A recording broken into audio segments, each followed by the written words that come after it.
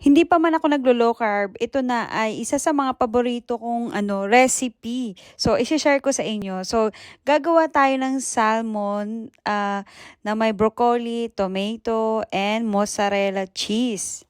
So, yun lang din yung mga kailangan nyo at konting mga spices. So, itong recipe ko ay good for 2 persons. So, depende sa hiwa nyo. Ito nabili ko 1+1 yan, kaya swerte natin. So, lalagyan lang natin ng paminta at asin. So, yung gamit nating asin ay Himalayan salt. So, ito yung gamit kong container para sa oven. So, lalagyan lang natin ng butter. So, bago ko sinimulan itong preparation na to, nakita nyo, nilaga ko yung, yung broccoli. So, ang broccoli na ginamit ko dito ay frozen. So, pwede rin kayong bumili ng, fresh lang na broccoli. So, mabilis lang ilagayan. At kapag ready na, ayan, tanggalin natin. So, hanguin natin. Mas maganda kung na-drain natin para walang tubig. Tapos, ito, gumamit ako ng isang mozzarella cheese. Malaki yan. So, hinati-hati ko lang.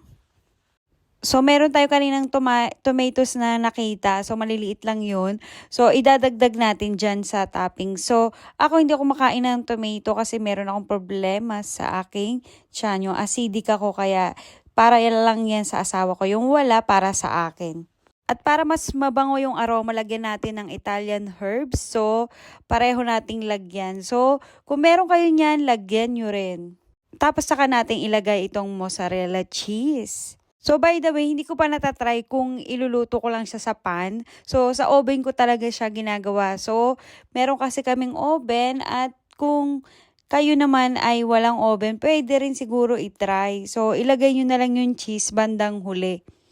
So, niluluto ko lang to sa 185 Celsius.